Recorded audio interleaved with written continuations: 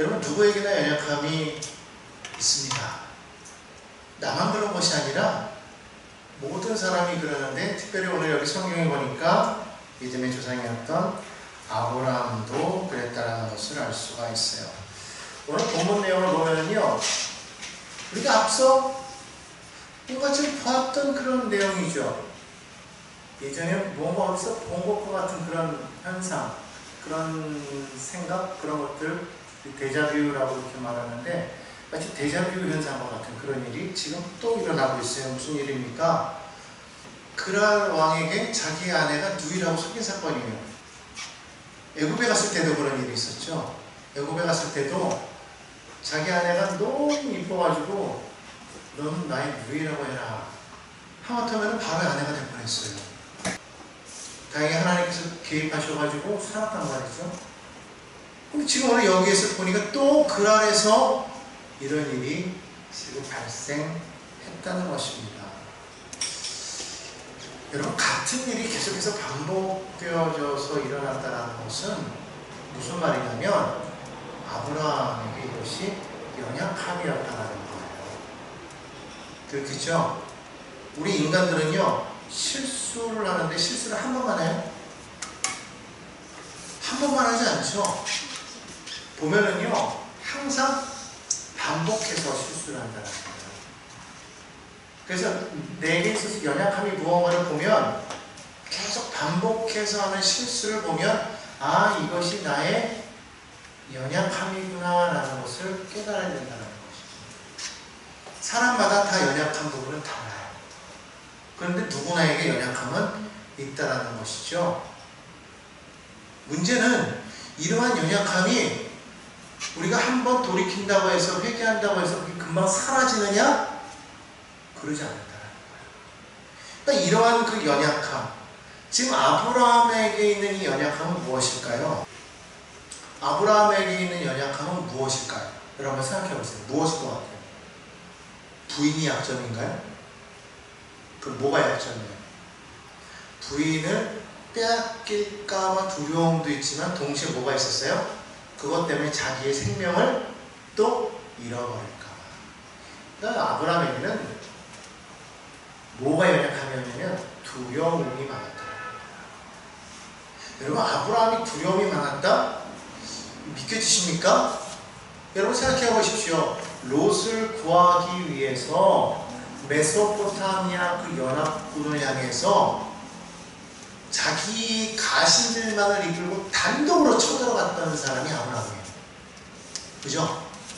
그런데 참 희한하게 유독 아내와의 관계성 속에서 거기서만큼 연약해져요. 그리고 자기 생명을 잃을까봐 연약해져요. 그러니까 아브라함에게 강점이 있는 반면에 또 약점이 있었다는 거예요. 어떤 면에서는 두려움이 없는데 어떤 면에서는 또 두려움이 있어요. 어떤 사람은 술에 약해요. 어떤 사람은 이성에 약해요. 어떤 사람은 돈에 약해요. 어떤 사람은 자기의 성질을 이기지 못하는데 약해. 그러니까 저마다 다 약한 것이 있다. 이것을 생각해야 돼요. 그런데 이거에 약점이 없는 사람은요, 자기에게 약점이 없다고 해가지고 상대방에게 있는 그 약점을 무시한다는 거예요.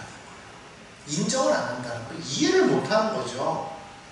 왜 그걸 못 견뎌? 왜 그걸 못 끊어? 라고 자꾸만 그렇게 이야기를 하죠. 예를 들어서 돈에 강한 사람은요, 돈에 약해서 넘어지는 사람을 이해를 못 하는 거예요. 왜냐면 내가 강하다는 것이죠. 근데 참 재미있게 뭔지 아십니까? 또 그런 사람은요, 희한하게 먹는 것에 약할 때가 있어요. 그러니까 자기의 강함으로 상대방의 약점을 판단해선 안 된다는 거죠. 아브라함의 결정적인 이 약함, 이 두려움, 이런 것이 있었기 때문에 아브라함이 오늘 반복해서 지금 그와 같은 일을 저질렀다는 거예요. 오늘 그랄에서 자기 아내를 누이라고 속인 것이죠. 여러분 기억해야 됩니다. 사람은 잘 변하지 않아요. 우리가 그런 말 하잖아요. 사람을 고쳤을 수 없다. 사람은 쉽게 변하지 않기 때문에. 여러분 대체적으로 보면은요, 늘 늦는 사람이 늦고요. 그리고 늘 거짓말하는 사람이 거짓말하고요. 늘 말하다가 화내는 사람이 화를 내고요. 어느 곳에 가든지 꼭 싸움을 일으키는 사람이 싸움을 일으켜요. 그러니까 늘 보면 있어요. 아, 저 사람은 뭐만 조심하면 돼 하는 그런 것이 있다는 것이죠. 성경에 보면은요, 성경에 나온 모든 그런 인물들이 다 약점이 없는 사람이었을까요? 아니라는 거예요. 여러분, 우리가 잘 아는 사사 중에 삼손이라는 사람이 있어요. 삼손은 위대한 사사죠. 힘이 가장 셌다고 그랬어요. 하지만 이러한 삼손도 사사기를 자세히 보면은요, 반복해서 저지른 실수가 있었어요. 무엇에 많이 걸려 넘어졌어요? 이성에 많이 걸려 넘어졌단 말이에요. 그는 자기 힘이 있다는 것을 막 과시하기를 좋아했고요. 그리고 여자들의 말에는 쉽게 넘어갔다는 거예요. 성경 자세히 보십시오. 계속해서 몇 번이고 넘어가요. 그게 삼손이었다는 거예요.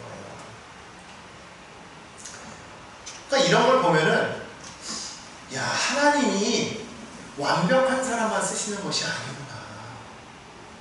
하나님이 모든 것이 준비된 사람만 쓰시는 것이 아니구나 라는 것을 알 수가 있다는 것이죠.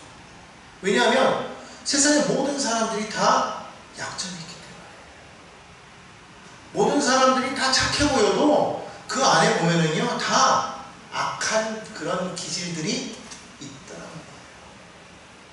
그럼에도 불구하고 하나님께서는 그것마저도 쓰시더라 이 말입니다. 삼손이 연약함이 있었지만 분명히 있었어요. 그럼에도 불구하고 하나님은 그를 들어서 위대한 사사로 쓰셨다는 거예요. 그렇기 때문에 여러분, 하나님은 나 같은 사람 쓰지 않을 거야. 하나님은 뭔가 준비되고 온전한 사람 쓰실 거야. 이렇게 생각한다면 그건 큰 착각이라는 것이죠. 하나님 앞에 여러분 준비된 사람이 어디 있으며, 하나님 앞에 완벽한 사람이 어디 있으며, 하나님 앞에서 의인이 어디 있냔 말이에요. 성경은 말합니다. 의인은 없나니 하나도 없다고 말하고 있습니다. 그렇기 때문에 여러분, 우리를 쓰실 때, 야, 나 같은 사람도 쓰시네? 정말 이것을 느끼고 감사할 수 있다면 그 사람은 정말 오히려 어떻게 보면 그런 사람이 정말 의인인 거예요. 오히려 도대체 하나님은 나 같은 사람을, 나 같은 인재를 하나님 왜 쓰시지 않고 이렇게 하시나 하면서 막 분내고 화내고 그러면 오히려 그 사람은 의인이라고 말할 수 없겠죠. 그렇기 때문에 우리는 내게 있는 것 바라보지 않잖아요.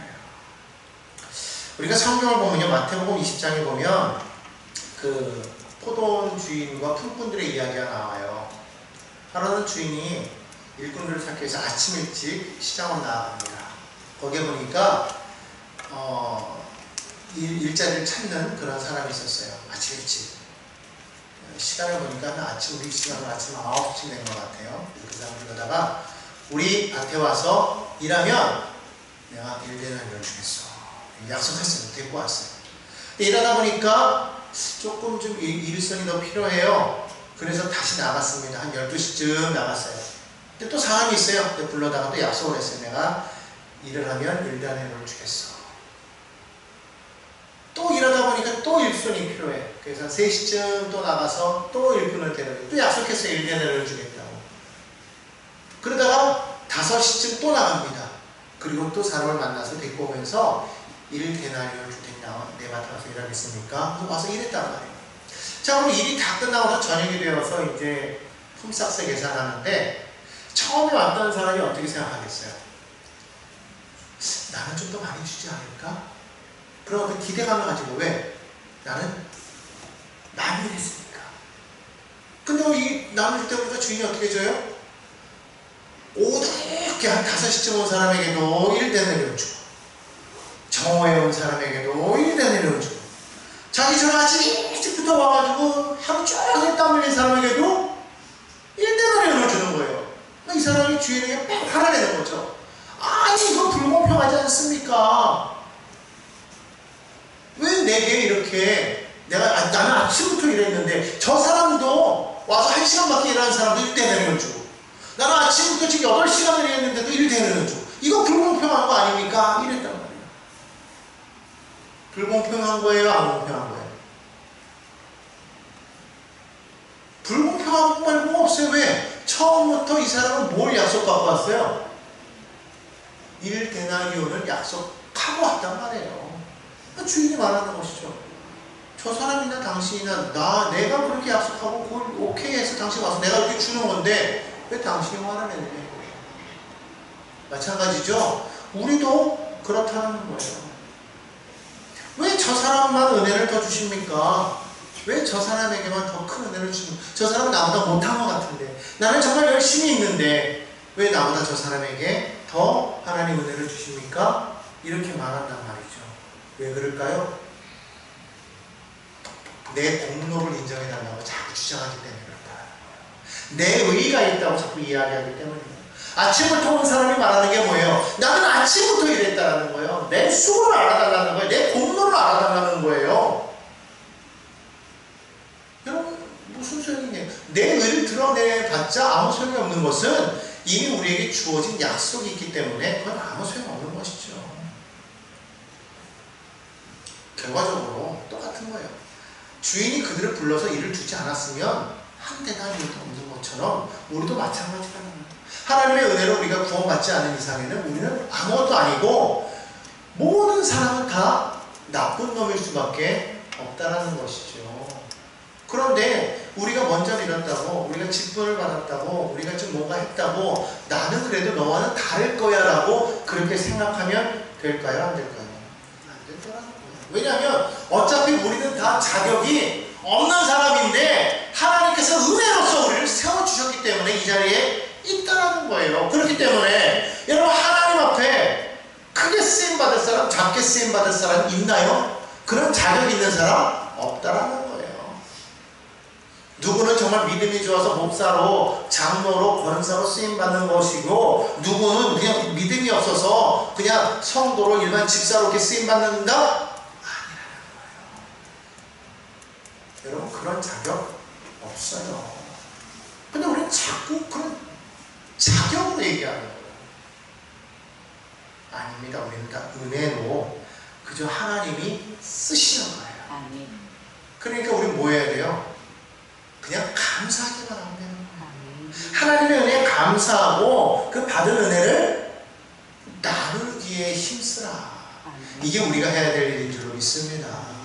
그러지 못하고 자꾸만 은혜를 은혜로 다루지 못하고 자꾸 율법적으로 행하는 사람들이 있어요. 자기 공로를 주장하고 내 의를 주장하고 이러면 예수님의 십자가의 은혜가 다 무산되어 버리는 거 아니겠습니까?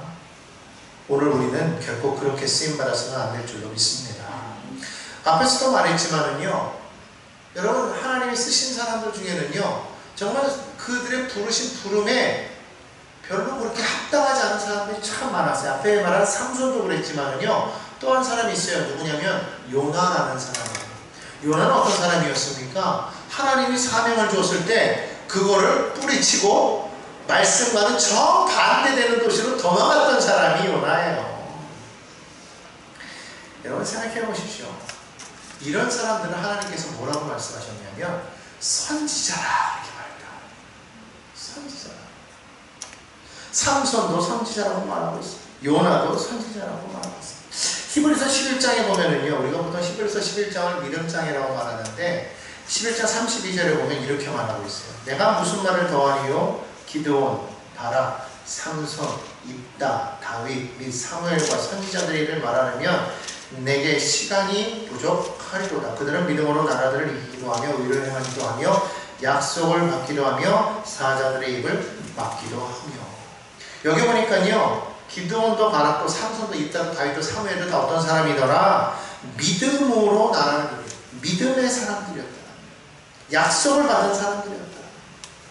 여러분, 이거를 봐야 되는 거예요. 그냥 삼손의 인간적인 모습을 바라보면서 자기 과시나 좋아하고 여자들 꽁무니나 줄줄 쫓아다니는 그런 인물이 아니라 정말 하나님의 약속을 받아서 믿음으로 행한 사람. 그래서 그의 마지막을 자세히 보면은요, 여러 번 넘어졌던 그가 마지막에는요, 나라를 구원하는 어마어마한 일을 벌이지 않습니까?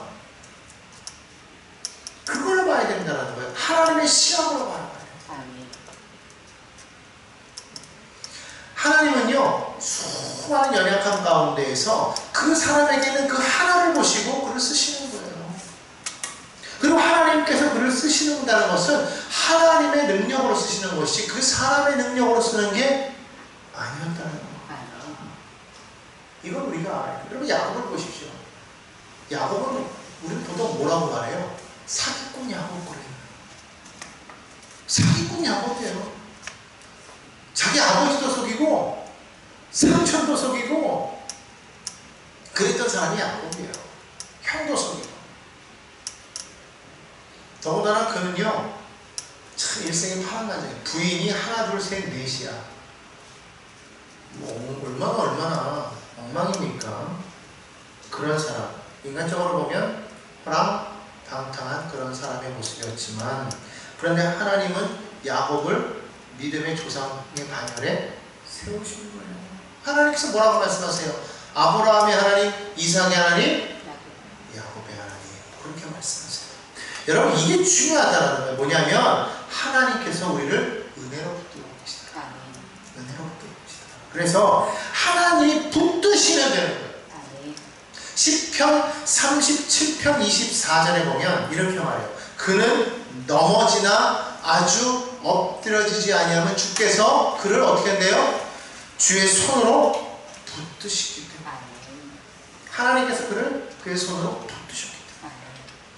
그러니까 우리는 연약해서 넘어지기 쉬운 인물이지만 하나님께서 우리를 은혜로 붙들고 계시기 때문에 넘어질 듯 넘어질 듯 안 넘어진다는 거예요. 설령 넘어진다고 완전히 자빠져서 포기하고 절망 가운데 그냥 내 동그라지는 것이 아니라 다시금 오뚜기처럼 일어나더라는 거예요.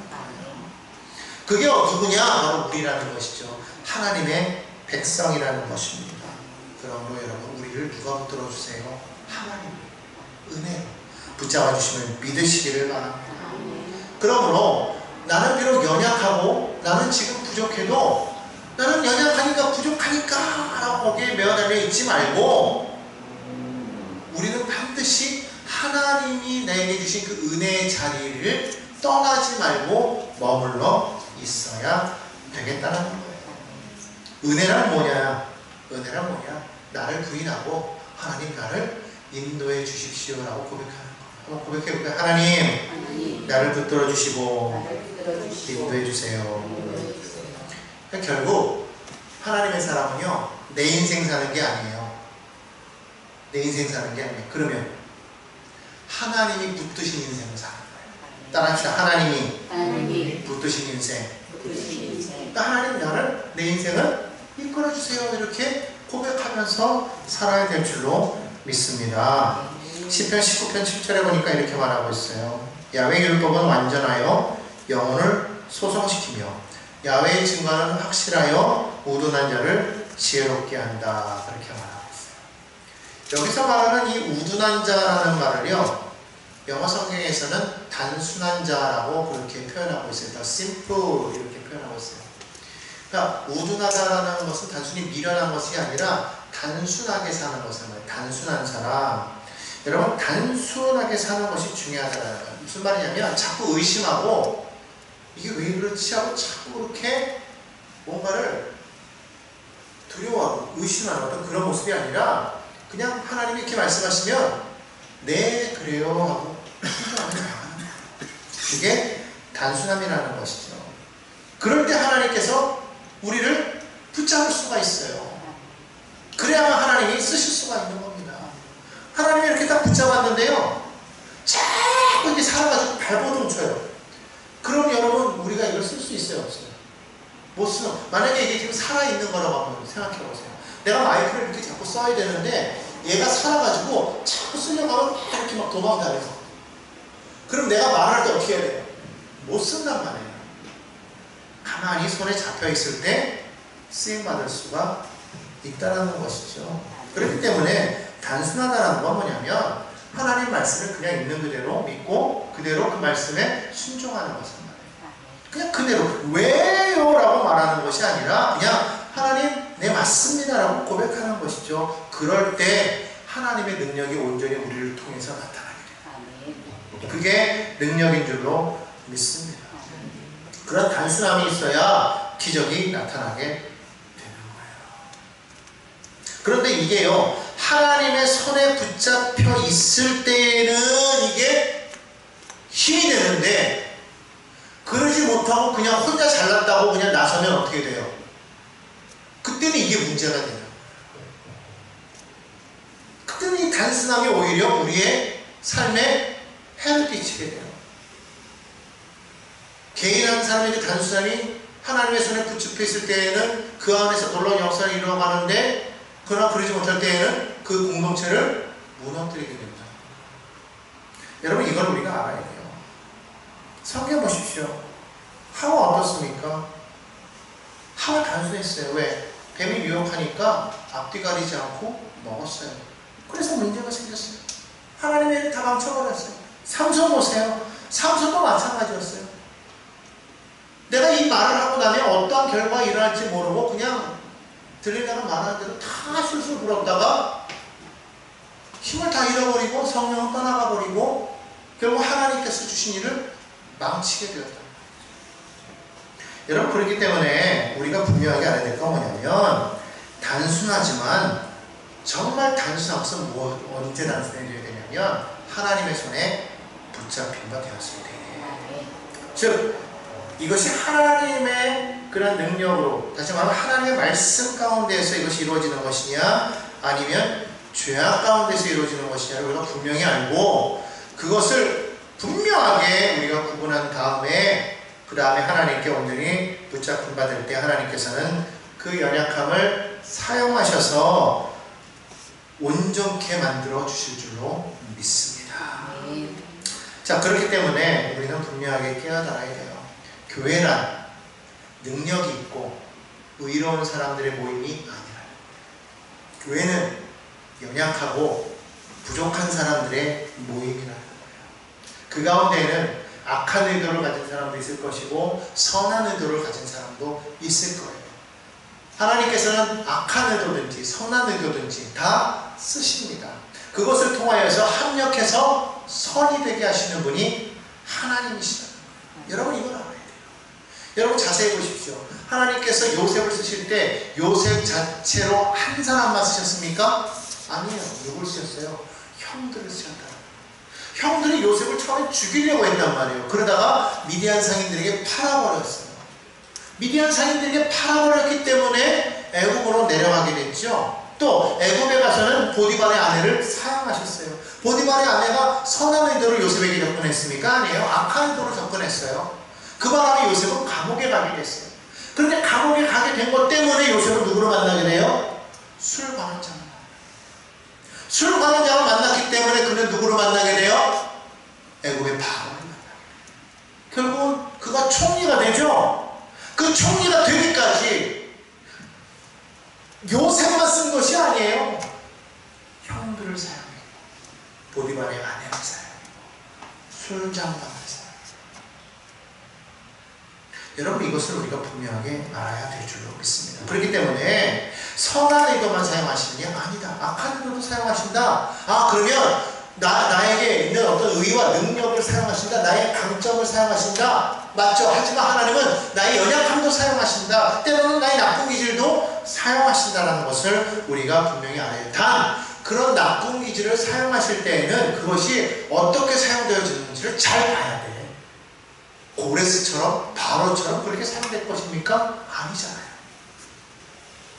그렇기 때문에 오늘 우리는 하나님 앞에 기도할 때, 하나님, 나의 연약함이 있는데 나의 나쁜 기질은 가려 주시고, 원하기는 하나님, 나의 연약하지만 하나님을 향한 이 마음을 그대로 들어서 연약함도 강함이 되게 하시고, 그래서 나를 사용하여 주옵소서. 하나님 앞에 기도하면 하나님께서 나를 그렇게 사용해 주실 줄로 믿습니다. 아니, 더하여서 하나님 앞에 기도할 때 하나님은 나의 나쁜 점, 악한 점, 연약한 점까지도 변화시켜서 하나님께서는 더 큰 일을 쓰시게 될 줄로 믿습니다. 그와 같은 저와 여러분이 되기를 주님의 이름으로 축원합니다. 여러분, 사울을 보십시오. 사울은 어떤 사람이었습니까? 핍박자였어요. 예수 믿는 사람들 잡아다 감옥에 가두는데 앞장섰던 사람이 사울이었어요. 그런데 하나님께서 그를 붙잡으셨을 때 그는 그 열정을 바꾸어서 하나님의 그 복음을, 예수 그리스도의 복음을 전하는 데에 앞장서게 하셨다는 것을 우리는 보아야 될 줄로 믿습니다. 그렇기 때문에 우리는요, 하나님 앞에 기도할 때 이렇게 기도해야 돼요. 하나님, 나는 연약합니다. 나를 긍휼히 여겨 주옵소서. 나를 붙들어 주옵소서. 이렇게 연약한 나라 할지라도 하나님 앞에 그렇게 기도했을 때 하나님께서 붙잡으시면 하나님의 위대한 도구로 쓰임받게 될 줄로 믿습니다. 그러므로 절대로 여러분, 나든 타인이든 절대로 판단하지 마십시오. 절대로 판단하지 마십시오. 스스로를 판단해서 나는 아무것도 아니야 그러면서 자꾸 절망하지도 마십시오. 하나님께서 붙드시면 부족한 사람도 족하게 되는 것이고 약한 사람도 강하게 되는 것입니다. 하나님은 오합지졸들을 모아서요, 큰 일을 이루셨단 말이에요. 예수님의 12 제자들을 보십시오. 하나같이 다 부족한 사람들이었어요. 그런데 그들을 주님께서 제자로 불렀었을 때 그 부족한 한 사람 한 사람들이 나중에는 세상을 변화시키는 위대한 주의 종들이 된 줄로 믿습니다. 저와 여러분도 마찬가지입니다. 주님이 붙잡으시면 그와 같은 사람들이 될 줄로 믿습니다. 자, 그러면 두 번째로, 하나님께서 우리가 연약하고 부족해도 쓰시는데, 앞에서도 말했지만 내게 있는 나쁜 기질까지도 사용하신다고 그랬는데, 그거를 그대로 사용하면 우리는 악한 일에 쓰임받을 수밖에 없잖아요. 그러니까 어떻게 돼요? 내게 있는 이 나쁜 그런 성격, 내 연약함을 알면 우리는 어떻게 해야 될까요? 고치려고 노력해야 된다는 거예요. 여러분, 이런 부분을 알면은요, 고칠 줄 알아요. 내 안에 있는 연약함을 고치지 못하면은요, 하나님께서 그를 고쳐서 쓰신단 말이에요. 그럼 그 시간이 점점 늦어지게 되겠죠. 그러니까 지혜로운 사람은 어떤 사람이냐면, 그걸 깨달았을 때, 아, 이걸 고쳐야 되겠구나 하고 하나님 앞에 기도해야 돼요. 하나님, 내 약점을 고쳐 주옵소서. 근데 그러지 않고 가만히 있으면 하나님께서는 어쩔 수 없이 사용을 하시는데, 그것 때문에 자꾸 고통받게 돼 있어요. 아무나 보십시오. 자꾸 그것 때문에 고통받잖아요. 자꾸 그것 때문에 아내를 유일하고 섬겨야만 했고, 그것 때문에 아내를 빼앗길 뻔했고, 실제로 빼앗겼었고, 그러나 도로 찾아왔지만, 그런 일들을 자꾸 겪지 않습니까? 변하지 않으면요, 쓰여지기는 하는데 그만큼 더 고통이 따른다. 이것을 우리가 깨달아야 된다는 거예요. 그렇기 때문에 여러분, 하나님께서 우리를 크게 쓰시려면 내게는 약점, 나쁜 기질들, 연약함, 단점들을 고쳐야 된다. 고침받고 쓰임받기 위해서는 하나님 말씀에 순종하는 우리가 되어야 될 줄로 믿습니다. 마지막으로 우리는 하나님 앞에 쓰임받기 위해서는요, 연약하고 부족한 우리이지만 우리가 하나님 앞에 우리가 끝까지 머물러서 우리가 섬기려고 할 때 하나님은 우리를 쓰시는 줄로 믿습니다. 왜 반복적으로 실패하는지에 대해서 우리가 한번 살펴보았잖아요. 성경에 나오는 모든 인물들이 다 실패자였다고 말하고 있잖아요. 그런데 그들의 하나의 공통점이 있었어요. 성경에 나오는 많은 인물들이 이렇게 연약하고 실패자였음에도 불구하고 그들이 쓰임받을 수 있었던 하나의 공통점이 있었는데, 그게 무언가 했더니 그들은요, 섬김의 자리, 봉사의 자리를 떠나지 않는다. 따라합시다. 섬김의 자리, 봉사의 자리를 지킵시다. 지킵시다. 여러분 보십시오. 사도 바울이 핍박자였잖아요. 포악자였잖아요. 문제가 참 많은 사람이었잖아요. 그는요, 가는 곳마다 예수 믿는 사람들을 잡아다 가두는데 앞장섰던 그런 사람이잖아요. 솔직히 이런 사람이 예수 그리스도의 복음을 전할 그런 자격이 있어요? 없단 말이죠. 없어요. 문제가 많거든요. 그게 자기의 약점인 걸 알아요. 사람들이 복음을 전하다가 이런 사람이었잖아 그러면 아이고 하고 못 전하게 되죠. 사실 사도 바울은요, 그걸 안 한단 말이에요. 왜냐하면 가는 곳마다 사람들이 뒤에서 수군수군 되는 거예요. 야, 저 사람 그 사람 아니야? 우리 믿는 사람들 잡아다가 가두던 그 사람 아니야? 포악자 아니야? 왜 저 사람이 저렇게 하고 있어라고 계속적으로 말을 했다라는 거예요. 사람들을 자꾸 말하면 사람들이 두려워서 피했다라는 거예요. 의심했다라는 거예요. 자격이 있어요, 없어요? 없죠. 그럼 우리 같으면 어떻게 돼요? 아유, 나는 아닌가 봐. 그래, 구원 받았으면 됐지. 이 정도면 됐어. 그리고 우리는 포기할 거예요. 근데 사울은 그러지 않았다라는 거예요. 바울은 그러지 않았다라는 거예요. 그럼에도 불구하고 끝까지 그는 목숨을 걸고 복음을 전하는데 앞장섰다는 거예요. 여러분, 마귀가요, 자꾸 우리 마음에 와서 우리 마음속에 이렇게 이야기하는 거예요. 너 이런 약점이 있잖아. 또 이런 연약함이 있잖아. 또 예전에 이런 행동했잖아. 또 부족한 사람이 네가 지금 뭘 잘났다고 의롭다고 자꾸 이렇게 행동하려고 그래? 너 이렇게 하는 거 위선이야. 떠나. 그만해. 자꾸 얘기한단 말이죠. 여러분, 이런 말을 듣고 우리 마음에 자꾸 낙심이 들어서 뭐라 그래요? 그래, 나 같은 사람 내가 이거 하는 거 자격 없지. 자꾸 죄책감에 사로잡았어. 난 아무것도 할 수 없어. 난 할 수 없어. 여러분, 이렇게 탄식을 하고 있겠습니까? 여러분, 이거는요, 마귀가 주는 생각이라는 거예요. 근데 많은 사람들이요, 이렇다라는 거예요. 자기 죄를 인정해요. 자기 연약함을 알아요. 그래서 뭐라고 해요? 나는 자격 없어. 나는 죽을 수밖에 없는 그런 존재인데 나 같은 사람 누가 쓰시겠어? 나는 할 수 없어. 여러분, 이거를 우리나라의 고유한 말로 뭐라고 그러냐? 바보라고 하는 거예요. 바보야, 바보. 여러분, 하나님은요, 나 같은 사람. 바울이 자기에 대해서 뭐라고 말하고 있어요? 나는 죄인이요, 괴인 중에, 괴수 중에 괴수라고 했어요. 그런데도 불구하고 하나님은 그런 사람도 쓰시잖아요. 왜? 은혜로. 나의 다 된 것은 뭐라고 그래요? 다 하나님의 은혜라고 그러잖아요. 마찬가지예요. 하나님의 은혜를 깨달았고 그 하나님의 붙잡히면 우리 같은 사람도 쓰임받을 수 있어요. 그렇기 때문에 내가 가면 자꾸 뭔가 문제가 생기는 거 아니에요. 그래도 봉사하라 이거예요. 섬기라 이거예요. 그 자리를 떠나면 오히려 믿음에서 떨어져요. 저는 주변에서 그런 사람들 많이 봤어요. 젊었을 때 그렇게 열심히 섬기던 사람이, 봉사하던 사람이 봉사의 자리를 멀어지니까요, 봉사만 멀어지는 게 아니라 나중에는요, 신앙의 자리를 떠나더라고요. 저는 그런 사람들 주변에서 너무 많이 봤어요. 그렇게 열심히 던 사람이요, 심지어 교사까지 하던 사람이요, 지금은 아예 신앙조차 없어요. 여러분, 그렇게 되더라는 거예요. 그렇기 때문에 여러분, 우리 믿음을 잃지 않으려면 어떻게 되느냐? 섬김의 자리로 돌아가야 돼요. 봉사의 자리로 가야 돼요.